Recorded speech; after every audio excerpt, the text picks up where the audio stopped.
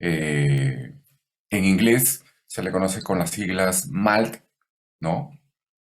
Donde corresponde a uno de los órganos que estábamos estudiando el día de ayer, eh, que está distribuido principalmente a nivel de mucosas, mucosa gastrointestinal, genitourinaria, mucosa oral, mucosa respiratoria, ¿no?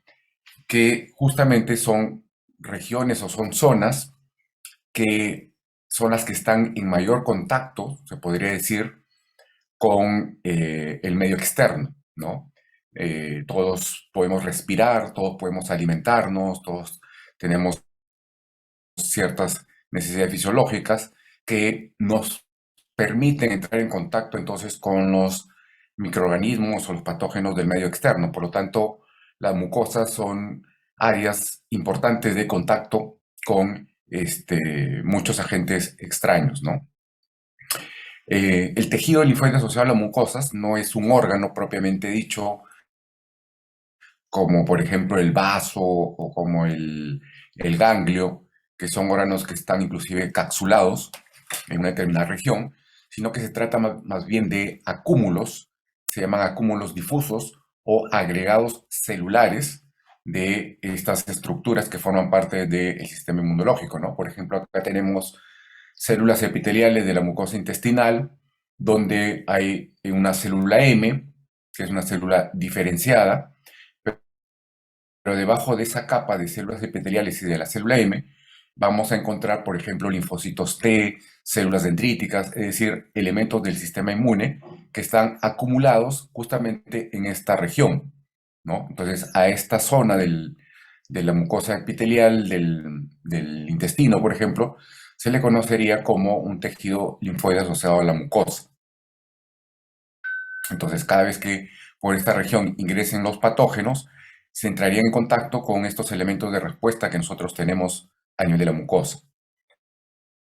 Eh, Como ya hemos visto, entonces tienen linfocitos T. Una cosa importante son las células presentadoras de antígeno, ¿no? Que serían estas células estrelladas, por ejemplo, las células dendríticas, porque justamente estas células son las que se encargan de capturar a los patógenos, ¿no? Como vimos ayer, obtener el antígeno o el epítope más pequeño de ese patógeno para justamente presentárselo a un linfocito T, ¿no? Entonces, este proceso que vemos acá en el esquema, donde hay una célula dendrítica entrando en contacto con un linfocito T, por ejemplo, se podría considerar como una presentación de antígeno de algún microorganismo, de alguna bacteria, por ejemplo, que ingresó a nivel de esta mucosa epitelial. Entonces, cuando esta bacteria ingresa, sería capturada por esta célula presentadora, ¿no? La procesa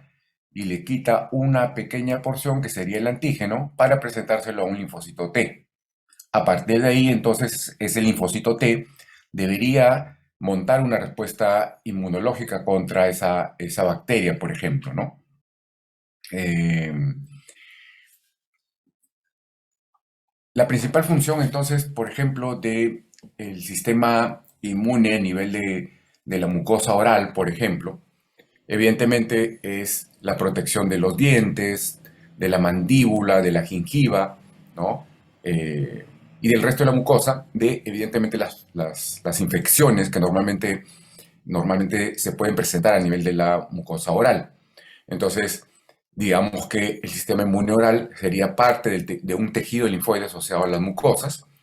Son microambientes orales que están conformados por precisamente mucosa oral, glándulas salivarias, la misma saliva, como vamos a ver más adelante, tiene componentes que podrían eliminar a los patógenos, es decir, tienen componentes antimicrobianos.